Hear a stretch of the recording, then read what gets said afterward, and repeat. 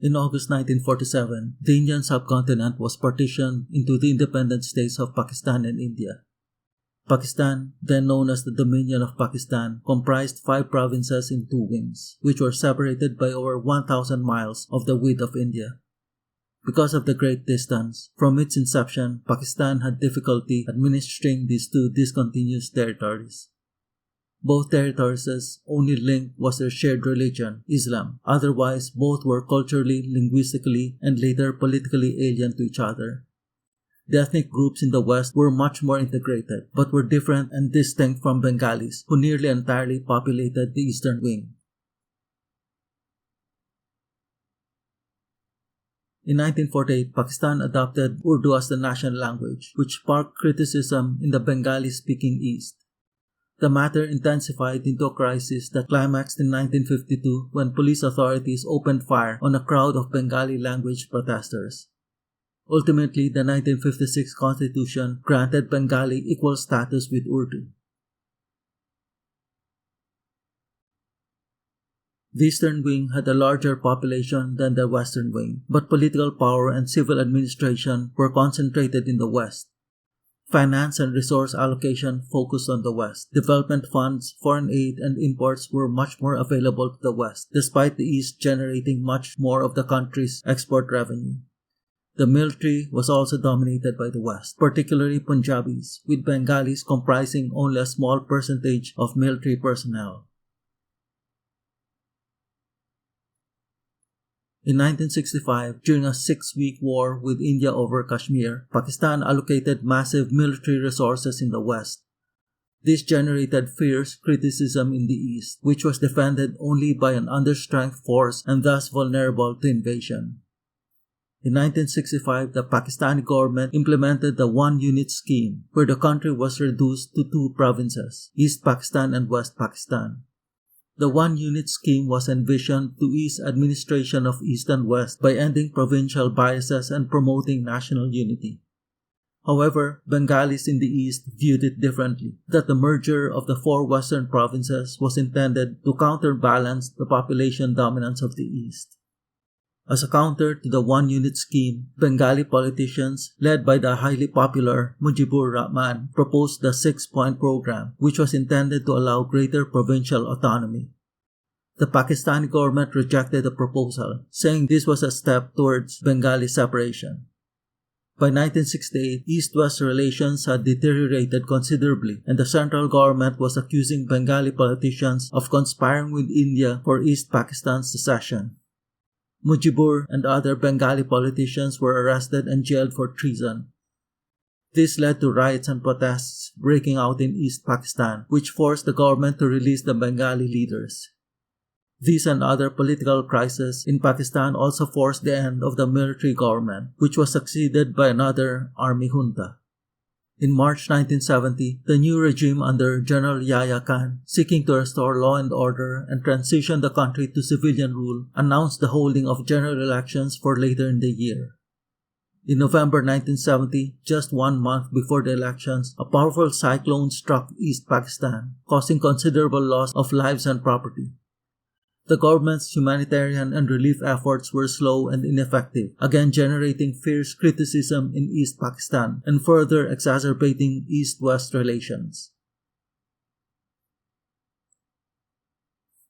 Then in elections held in December 1970, the leading East Pakistani party achieved a stunning, unexpected victory, gaining a majority of seats in the national parliament, which would allow its leader, Mujibur Rahman, to become prime minister.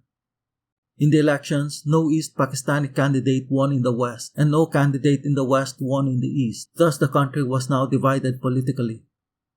A further complication was created when Zulfikar Ali Bhutto, leader of the party that won the most seats in the West, threatened to boycott parliament if Mujibur became prime minister, contending that Mujibur's party had not won a seat in the West.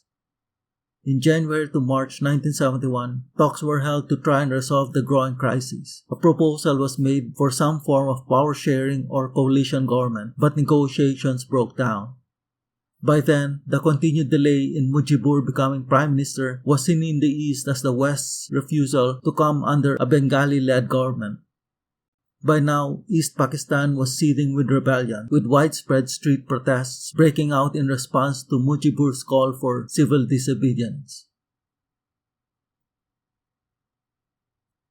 On March 25, 1971, the Pakistani military launched a campaign to suppress dissent in East Pakistan. Martial law was declared, Mujibur and other Bengali leaders were jailed, and repressive measures were implemented. The campaign, originally planned to weed out nationalists and secessionists, eventually targeted all sectors of society, the political, academic, and business elite, as well as urban and rural workers, farmers, and villagers. By mid-May 1971, hundreds of thousands had been killed and some 10 million fleeing into neighboring India. The Pakistani government justified its anti-dissident campaign, stating that military action was needed to quell the anarchy and restore law and order, in response to earlier riots where mobs killed hundreds of pro-government supporters. Before his arrest on March 25, 1971, Mujibur declared East Pakistan's independence as the new nation of Bangladesh. A provisional government was formed, headquartered in India. In many areas, civilians broke into armories, stealing weapons and then organizing themselves into militia groups, collectively known as Mukti Bahini. Soon joined by defecting Bengali soldiers of the Pakistani army, by July 1971, the insurgents had coalesced into a single Bangladeshi force, which launched guerrilla warfare, ambushing Pakistani units and sabotaging military installations. At this stage, Pakistani forces, which were reinforced by more units arriving from the west, succeeded in beating back the insurgents. As these Pakistani refugees flooded into India, the Indian government requested assistance from the international community. And as nearly 50% of the refugees were Hindus, to the Indian government the cause of the unrest in East Pakistan was religious as well as political. Since its independence in 1947, India had fought 2 wars with Pakistan and faced the constant threat of fighting 2 simultaneous wars in the East and West. India thus saw that the crisis in East Pakistan yielded one opportunity. If the threat from East Pakistan was eliminated, India would not have to face the threat of a war on 2 fronts. Thus, just 2 days into the uprising in East Pakistan, India announced its support for Bangladesh's independence and also began to covertly train and arm Bangladeshi militias in India.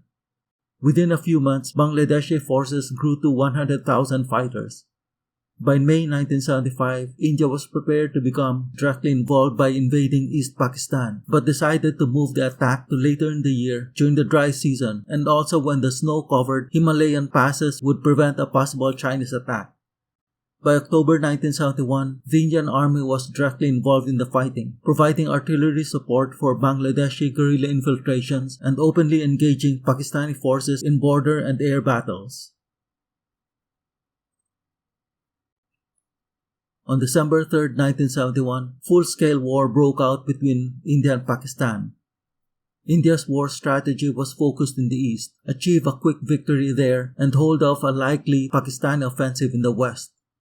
Much less ground fighting thus took place in the west, where the opposing forces were more evenly matched than in the east. At sea, the much larger Indian Navy inflicted heavy losses to Pakistani ships and gained control of the coastal waters in both eastern and western sectors. In the air, both sides attacked each other's infrastructures, although Indian planes launched more operations in the west and completely dominated the skies in the east. The difficult topography of East Pakistan, consisting of 4 major river systems and thousands of small tributaries, was thought by India to be a great obstacle to achieving a quick victory. The Indian Army merely hoped to win as much territory as possible and then allow the Bangladeshis to establish their government in captured territory.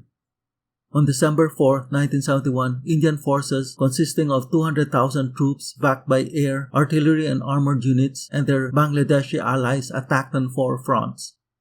The offensives bypassed strong Pakistani defenses near the border and pressed for the capital Dhaka, the main objective.